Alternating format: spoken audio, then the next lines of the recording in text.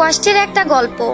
একটা ছেলে আর একটা মেয়ে 2 বছর রিলেশন করার পর হঠাৎ একদিন মেয়েটা বলল, আচ্ছা একটা কথা বলি।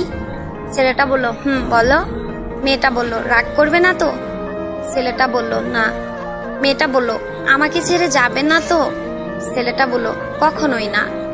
মেয়েটা বলল, ভুল বুঝবে না তো? ছেলেটা বলল, না। মেয়েটা বলল, জানো আমার একটা অতীত আছে। ছেলেটা বলল, কি? মেয়েটা বলল, আমাকে র‍্যাপ করা হয়েছে। ছেলেটা বলল, কি?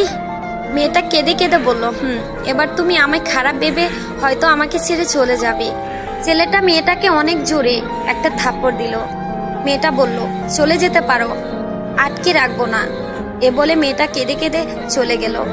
কিছুদিন পর হঠাৎ একদিন ছেলেটি মেয়েটিকে ফোন করে। মেয়ে বলল, হ্যালো। ছেলে বলল, একটু দেখা করবে? মেয়ে বলল, কোথায়?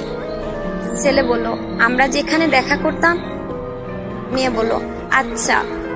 ছেলেটি আগে থেকে এসে মেয়েটির জন্য অপেক্ষা করতেছে। কিছুক্ষণ পর মেয়েটি আসলো। মেয়েটি বলল, কিসের জন্য আসতে বলছো? ছেলেটি বলল, চোখ বন্ধ করো। মেয়েটি বলল, কেন? ছেলেটি বলল, এত প্রশ্ন করো না তো। মেয়েটি বলল, করলাম। ছেলেটি বলল, এবার চোখ খুলে তাকাও। মেয়ে চোখ খুলে দেখে যে ছেলের বাবা মা আসছে। মেয়ে তো অবাক। ছেলেটি তখন হাঁটু গেড়ে বসে মেয়েটিকে বলল, তুমি কি আমাকে বিয়ে করবে? মেয়েটি বলল, তখন ছেলেটি বলল, আমি তোমাকে ভালোবাসি, তোমার অতীতকে না। তারপর ছেলে ও মেয়ে বাবা মার ইচ্ছেতে বিয়ে হয়। হ্যাঁ, এটাই সত্যিকারে ভালোবাসা, অতীত জেনেও ভালোবাসার মানুষটাকে ছেড়ে না যাওয়া। আসলে গল্পটা শুনে বুঝতে পারলাম সব ছেলে এক হয় না, এবং তার পরিবারও না।